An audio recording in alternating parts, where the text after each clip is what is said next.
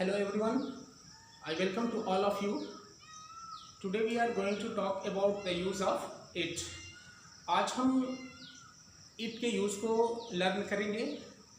it English grammar का एक basic concept है और ये बेसिक कॉन्सेप्ट कुछ स्टूडेंट्स को काफ़ी कंफ्यूज करता है. तो आज की इस वीडियो में हम it के यूज़ को क्लियर करेंगे. कुछ स्टूडेंट्स आप में ऐसे होंगे जो जानते भी होंगे इट के यूज़ को. तो ऐसे स्टूडेंट्स जो इट के यूज़ को जानते हैं, मैं उनसे भी कहूँगा कि आप इस वीडियो को एंड तक देखिए.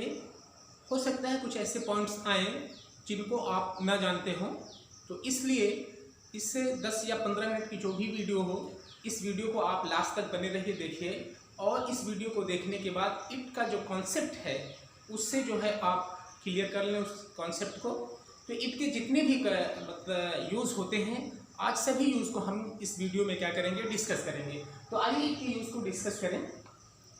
इट मीन्स यह होता है, लेकिन ये इंट्रोडक्टरी इट है जो सेंटेंस में आकर अपनी मीनिंग यह नहीं रखता है. ठीक है, इंट्रोडक्टरी है, इसका कोई मतलब मीनिंग हिंदी में इसकी नहीं निकलती है. तो पहला जो इसका यूज़ है वो है इट वर्सेस दिस के रूप में हम इसको देखेंगे. इट मीन्स ये होता है और दिस मीन्स भी ये होता है. सबसे ज़्यादा कंफ्यूज आपको यही करता है.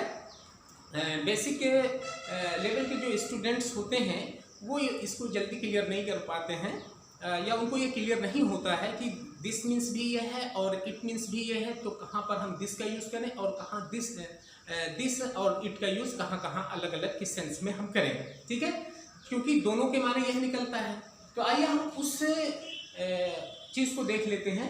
देखिए, ये लिविंग बीइंग और नॉन लिविंग बीइंग दोनों के लिए हम दिस का यूज़ करते हैं.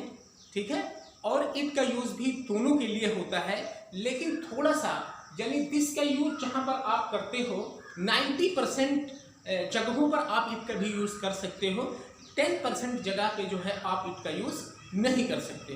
ठीक है, बाकी 90% आप जो है जहाँ दिस का यूज़ करते हो वहाँ इट का भी यूज़ करो, कोई दिक्कत नहीं है. आइए कुछ एग्जाम्पल से इसको हम प्रूव करते हैं.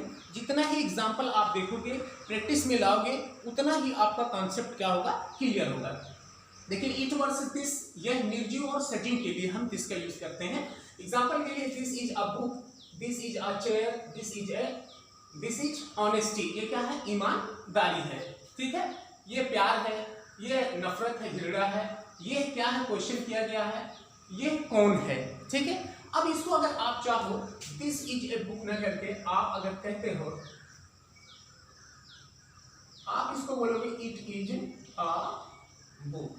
क्लियर, यानी जहां पर हम दिस का यूज किए वहां पर हम इट का भी यूज करते हैं. आप यहां कह सकते हो, लिखोगे it is a chair. Clear, यानी जहां दिस का यूज हुआ वहां पर हम इट का भी यूज कर रहे हैं. आप कहोगे इट इज ऑनेस्टी, यानी क्लियर हो रहा है क्या कि जहां दिस वहां इट, दोनों के लिए, यानी सजीव और निर्जीव दोनों के लिए हम इट का यूज करते हैं और दिस का भी यूज करते हैं. अभी यही आ रहा है, इट इज लव. एब्स्ट्रैक्ट के लिए भी हम it is hate. What is this, आप इसको कहो व्हाट इज इट.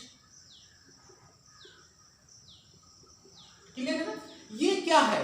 अगर वो वस्तु क्या है, कोई निर्जीव वस्तु है, तो उसके लिए आप इट का यूज करोगे, लेकिन यहां पर आप हु इज इट नहीं करोगे.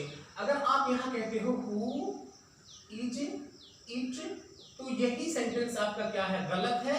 यहां पर इट का यूज नहीं होगा और बाकी जितने भी सेंटेंस आपके ऊपर मेंशन है उन सब में आप इट का यूज कर सकते हो और करते भी हैं. लेकिन यहाँ पे इसलिए नहीं करेंगे क्योंकि हु जो प्रोनाउन है ये किसके लिए आ रहा है, किसी पर्सन के लिए आ रहा है. क्लियर है ना, ये क्वेश्चन किसी व्यक्ति के लिए, यानी तो पर्सन के लिए, व्यक्ति के लिए हम इट का यूज नहीं करते हैं बस. और बाकी हर जगहों पे हम इट का यूज कर सकते हैं. यानी नॉन लिविंग बीइंग के लिए हम इट का यूज करते हैं. इसके अलावा लिविंग बीइंग के लिए भी हम इट का यूज करते हैं, लेकिन लिविंग बीइंग वो इंसान या मानव नहीं होना चाहिए. जब व्यक्ति की बात आती है तो वहां पे हम इट का यूज नहीं कर सकते. आप इट इज ए स्नेक कहते हो, स्नेक क्या है, लिविंग बीइंग है, सजीव है लेकिन वहां आप इट का यूज करोगे। इट इज ए काऊ, यह एक गाय है, ठीक है, वहां जानवर के लिए भी आपने इट का यूज किया है। सिर्फ और सिर्फ आप कहां नहीं करते हो इट का यूज, किसके लिए नहीं, इंसान के लिए, मानव के लिए आप इट का यूज नहीं करते हो। तो क्लियर हुआ, यानी पहला कॉन्सेप्ट जो इट का था वो ये था कि हम इट का यूज लिविंग बीइंग और नॉन लिविंग बीइंग के लिए हम इट का यूज करते हैं, ठीक है, यह के सेंस में क्लियर होगी ना। इट इज ए बुक, यह एक किताब है। अगला हमारा है कि डेट, कोई भी डेट होती है या डे होता है, डेट और डे के लिए जो है दिन के नाम के लिए, और तारीख जब डेट होती है तो उसके लिए भी हम इट का यूज करते हैं। यानी no sentence can start with any day, कोई भी सेंटेंस ऐसा नहीं है जो किसी दिन से आरंभ हो। जैसे यहां पर एग्जांपल, टुडे इज संडे, आज रविवार है, आज रविवार है, तो इसको हम क्या बोलेंगे, यहाँ पे रविवार दिन की बात हो रही है तो दिन के लिए हम किसका यूज करेंगे, कहेंगे it is Sunday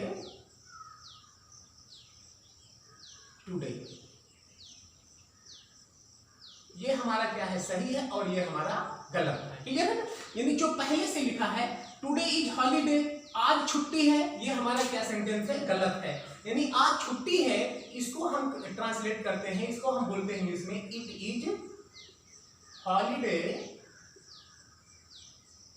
today, today इस तरह से हम करते हैं, ये हमारा सेंटेंस क्या है, सही, ठीक है। टुडे इज हिज बर्थडे, आज उसका जन्मदिन है, ये सेंटेंस हमारा क्या है, गलत है, इसको हम लिखेंगे it is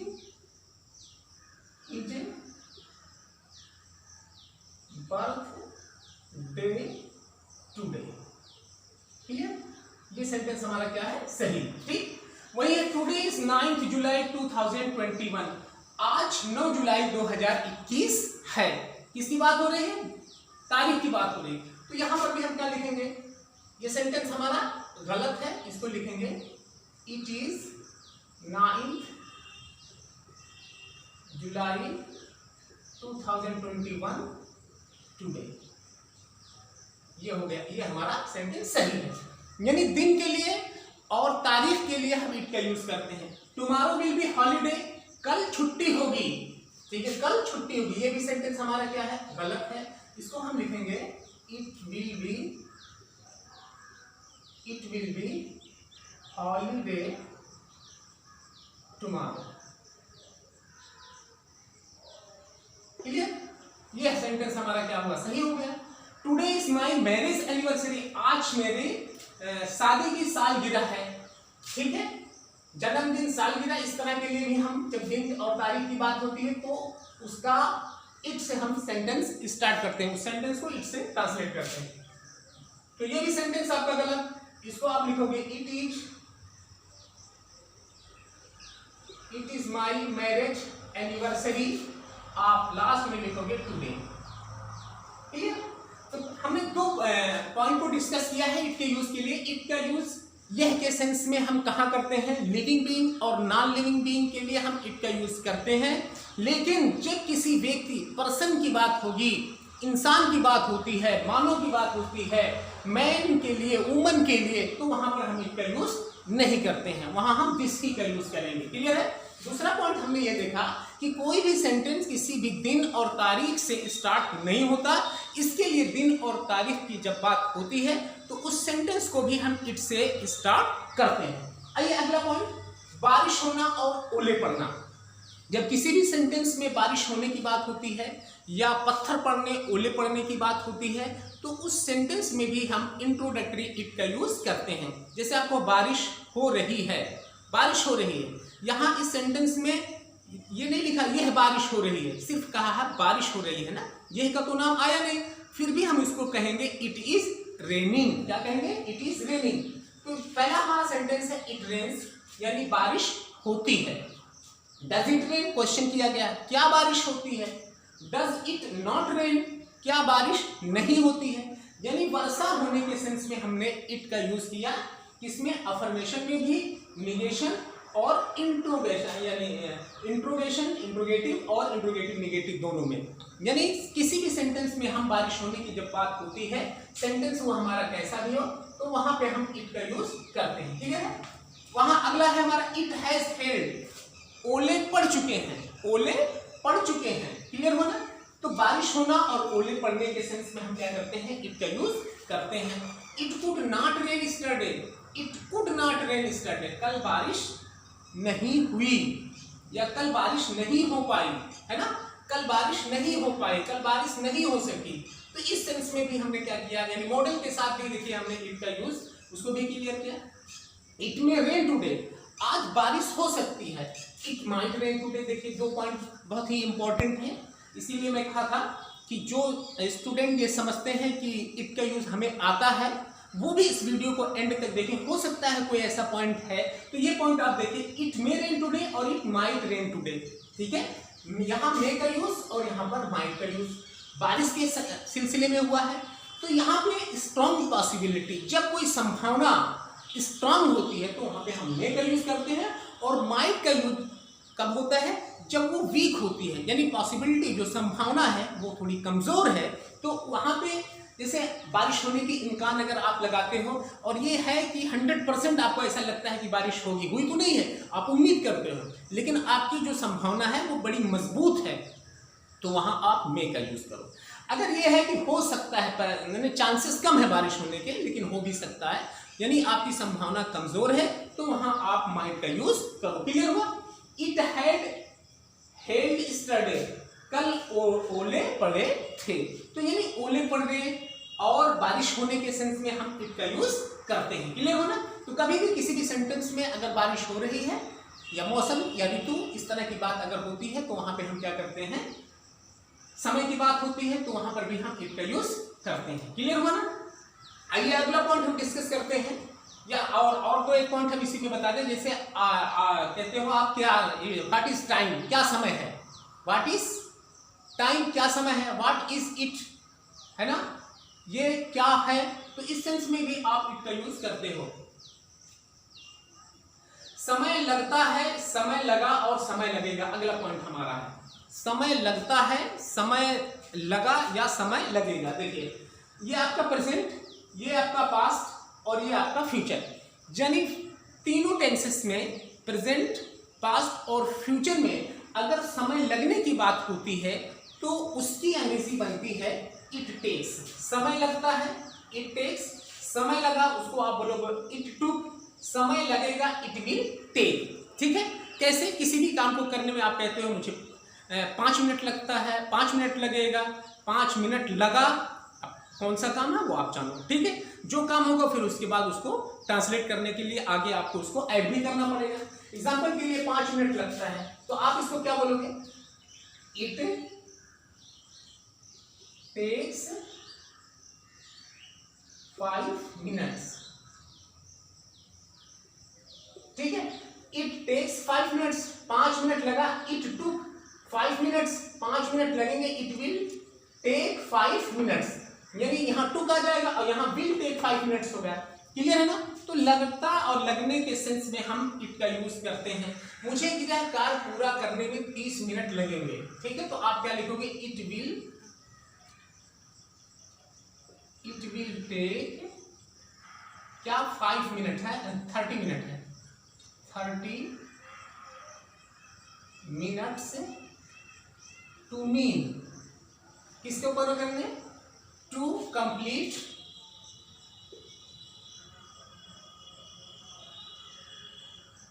the homework. Clear हो ना? मुझे गृह कार्य पूरा करने में 30 मिनट लगेंगे, it will take 30 minutes to me, मुझे टू कंप्लीट द होमवर्क, यानी गृह कार्य को, होमवर्क को पूरा करने में लगेंगे। फ्यूचर में बताया, मुझे स्कूल पहुंचने में 10 मिनट लगे, यानी स्कूल पहुंचने में 10 मिनट लगा, आप स्कूल पहुंच चुके हो, पास्ट में बात हो रही है। इट टेक, इट टुक आप कहोगे पास्ट में, it took 10 minute, 10 minutes to me, मुझे, कहां, टू रीच द स्कूल। इस तरह से आप करते हो। क्लियर में? अगला है मुझे कपड़ा धुलने में आधा घंटा लगेंगे, आधा घंटा लगेंगे।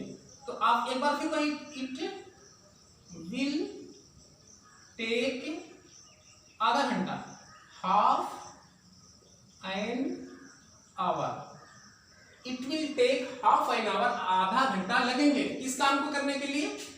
टू, धुलने की अंग्रेजी वॉश, कपड़ा टू वॉश, इसमें मुझे है ना, तो आप it will take half an hour, to me आप यहां करो, मुझे है ना, to me to wash the clothes. ठीक है, इस तरह से मुझे कपड़ा धुलने में कितना समय लगेगा, आधा घंटा लगेगा। उसे चाय पीने में 3 मिनट लगता है, यानी 3 मिनट में वो चाय पी लेता है। वो ड्यूरेशन जो है 3 मिनट का ड्यूरेशन, उसके लिए तो लगता है, इट टेक्स, प्रेजेंट में है, लगता है, it takes 3 minute to him, उसे, ठीक है, it takes 3 minutes to him, इस काम को करने में, टू टेक टी, चाय को पीने में, या to have tea, to take tea. Clear? मुझे खाना खाने में 5 मिनट लगता है, एक बार फिर प्रेजेंट की बात हो रही है, तो it takes 5 minutes to me, यानी मुझे, है ना, इसलिए टू ईट द फूड, खाना खाने में। सरला को खाना बनाने में 1 घंटा लगा, पास्ट की बात हो रही है, it took an hour to Sarla to cook the food. Clear हो ना? तो इस तरह से हमने इट का यूज और कहां पे देखा, हमारा चौथा जो पॉइंट था जिसको हमने डिस्कस किया है, समय लगना के सेंस में हम इट का यूज करते हैं, वो प्रेजेंट टेंस हो, पास्ट टेंस हो या फ्यूचर टेंस है। प्रेजेंट में है, लगता है के सेंस में हम इट टेक्स कहेंगे, लगा के सेंस में हम इट टू कहेंगे, लगेंगे के सेंस में हम क्या कहेंगे, इट विल टेक। अगला हमारा पॉइंट है, इट का यूज समय हो गया है या समय हो चुका है, समय हो गया था, समय हो चुका था के सेंस में हम इट का यूज करते हैं।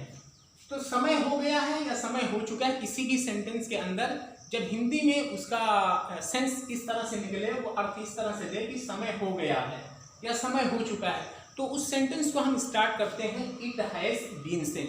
वही उसी तरह से अगर वो पास्ट में है, समय हो चुका था या समय हो गया था, तो उसको हम स्टार्ट करेंगे इट हैड बीन। एग्जाम्पल के लिए, 1 दिन हो गया है, 2 दिन हो गया है, 1 महीने हो गए हैं, 4 महीने हो गए हैं, घंटों हो गए हैं, बहुत सारे ऐसे सेंटेंस हम बोलते हैं जिसमें ये बातें आती हैं। तो ऐसे ही सेंटेंस में हम इट हैज बीन का यूज करेंगे। जैसे 1 दिन हो गया, तो आप ये लिखोगे इट, आप कहोगे it has been a day, 1 दिन हो गया है ना।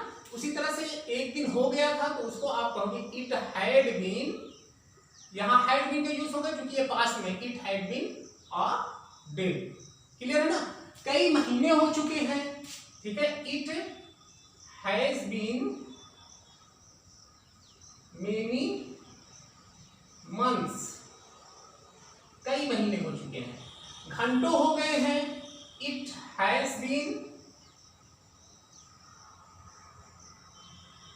Many hours. क्लियर है ना? तो यानी जिस भी सेंटेंस के अंदर इस तरह की बातें होती हैं, तो वहां पे हम इट हैज बीन का यूज करते हैं। जैसे अब ये बात होती है, तो क्या करते हुए या क्या किए हुए, जैसे यहाँ पे अगर पास्ट के प्रेजेंट की बात है, तो करते हुए आप कहोगे ना, मुझे खाना खाते हुए, ठीक है, मुझे पढ़ते हुए, मुझे लिखते हुए, मुझे सोते हुए, मुझे खेलते हुए, मुझे खाना बनाते हुए, ठीक है, मुझे देखते हुए, इस तरह की बात को आप कहेंगे ना, क्या करते हुए, ठीक है। तो उस सेंस में जैसे खेलते हुए, तो इसमें आप क्या करोगे, खेलने की है तो आप लिखोगे इसकी प्लेइंग कहोगे, इंग्लिश में इसको प्लेइंग बोलोगे, टहलते हुए को आप कहोगे वॉकिंग, है ना, आईएनजी फॉर्म में। उसी तरह से लिखते हुए को आप कहोगे राइटिंग। क्लियर है ना? तो ये क्या करते हुए। उसी तरह से अगर पास में बात है तो आप कहोगे मिले हुए, ठीक है, पढ़े हुए, लिखे हुए, देखे हुए, गए हुए, इस तरह के शब्द आएंगे, ठीक है। तो इसको आप लिखोगे हैविंग और थर्ड फॉर्म के साथ आप इसको करोगे, यानी जब पास्ट में बात होगी तो हैविंग प्लस मिले हुए मेट आप कर दोगे यहाँ पे, ठीक है। या पढ़े हुए, पढ़ना, रेड, तो हैविंग रेड आप कर दोगे, READ थर्ड फॉर्म में, हैविंग के साथ थर्ड फॉर्म। देखे हुए सीन कर दोगे, हैविंग सीन। यानी कोई भी इस तरह से बात अगर होती है तो हम, यानी पास्ट में अगर बात हुई तो वहां पे आप हैविंग के साथ वर्ब की थर्ड फॉर्म लाओगे, और अगर प्रेजेंट में बात हो रही है तो उसमें वर्ब की फर्स्ट फॉर्म, ठीक है, वॉकिंग जिरेंडियल फॉर्म में आप उसको लाओगे। क्लियर हुआ? तो आइए कुछ एग्जांपल से इसको प्रूव करते हैं। राम को पढ़ते हुए 7 साल हो गए हैं, यानी राम 7 साल से पढ़ रहा है, ये तो सेंस हुआ। पढ़ते हुए 7 साल हो गए, यानी अभी भी वो पढ़ रहा है, ठीक। तो आप क्या लिखोगे? इट हैज बीन कितना हो गया है? 7 years. It has been 7 years. किसको? टू राम। क्या करते हुए? स्टडीइंग, पढ़ते हुए, है ना, स्टडी करते हुए, अभी वो पढ़ाई नहीं कर रहा है। राम को पढ़ते हुए कितने साल हो गए हैं? 7 साल हो गए। राम को पढ़े हुए 7 साल हो गए हैं, तो इसको आप कहोगे it has been 7 years to Ram, ठीक है। हो गए हैं, पढ़े हुए, यानी पढ़े हुए। तो अब यहाँ पे आप लिखोगे स्टडी, जहां आप पहले लिखोगे यहाँ पर आपको लिखना पड़ेगा हैविंग स्टडीड, यानी हैविंग के साथ इसकी थर्ड फॉर्म यहाँ लिखा जाएगा। क्लियर हुआ ना? तो पढ़े हुए और पढ़ते हुए, ठीक, पढ़ते हुए काम जारी, और पढ़े हुए यानी अब वो पढ़ नहीं रहा है, यानी 7 साल हो गया उसको पढ़ाई कंप्लीट किए हुए, इसका ये सेंस निकल रहा है, ठीक है। उन्हें शोर करते हुए काफी समय हो गया था, तो इसको ये हो गया था, ये पास्ट में बात हो रही, तो आप इसको लिखोगे इट हैड बीन काफी समय, it had been a long, ठीक है, काफी समय, किसे? उन्हें। It had been a long to them, उन्हें, plural number. It had been a long to them, क्या करते हुए? मेकिंग अ नॉइज, शोर करते हुए, मेकिंग अ नॉइज। क्लियर? इस तरह से उन्हें शोर किए हुए काफी समय हो गया था, तो आप इसको लिखोगे it had been a long to them, ठीक है। अब यहां पे आपको लिखना पड़ेगा हैविंग